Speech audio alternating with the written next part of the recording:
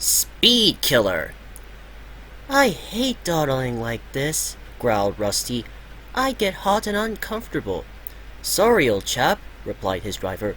We can't go any faster, or the weed killer won't spread properly. Rusty knew this, but he still itched to go quicker. His train that morning was a flat truck with a large tank on it. A pipe hung across the line behind the truck's buffers, and when the man in charge turned the tap, liquid sprayed onto the track through holes in the pipe. The weed-killing train was used only once a year, but that was once too often for Rusty. He had hoped that Fred, the other diesel, would pull the train today, but Fred was ill. So he says, muttered Rusty darkly to himself. It was a holiday weekend. The thin controller had expected plenty of visitors, but he was surprised at the number who came. It was Rheneas' turn to take the first train, and he happily pulled the empty coaches to the station. So many people were on the platform that Rheneas could hardly see it. Phew, he puffed. How are all this lot going to get on the train? Will you go back for another carriage, please? Asked the thin controller. I'm arranging an extra train later in the day. The time spent fetching the carriage made Rheneas late. He hated being late, but he knew that today it wasn't his fault. Hurry, hurry, hurry, he panted, trying to make up for lost time. They did well until they reached the middle station where they had to stop. Rusty and his weed-killing train were waiting in the loop for them. Nipped all those weeds in the bud, have you? Called Rheneas as the engines passed each other. Beyond the middle station, the line rises steeply for a short way so that it can cross a stream.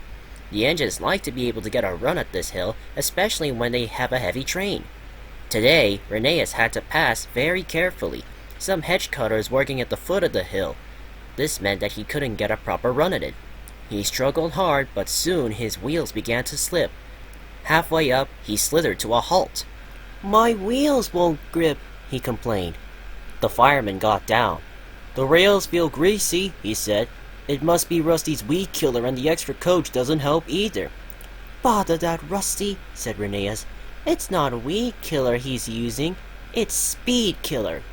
Never mind, comforted his driver. We'll go back to the bottom station and put plenty of sand on the rails. That should do it.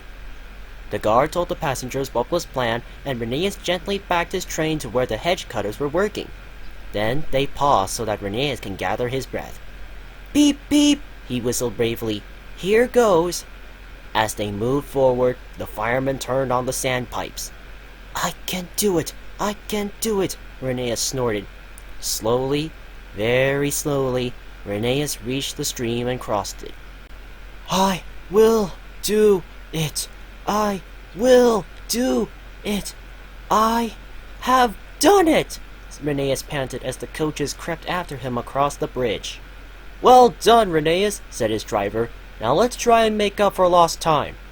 They did their best, but the passengers only had a little while to admire the lake at the top station. They didn't mind.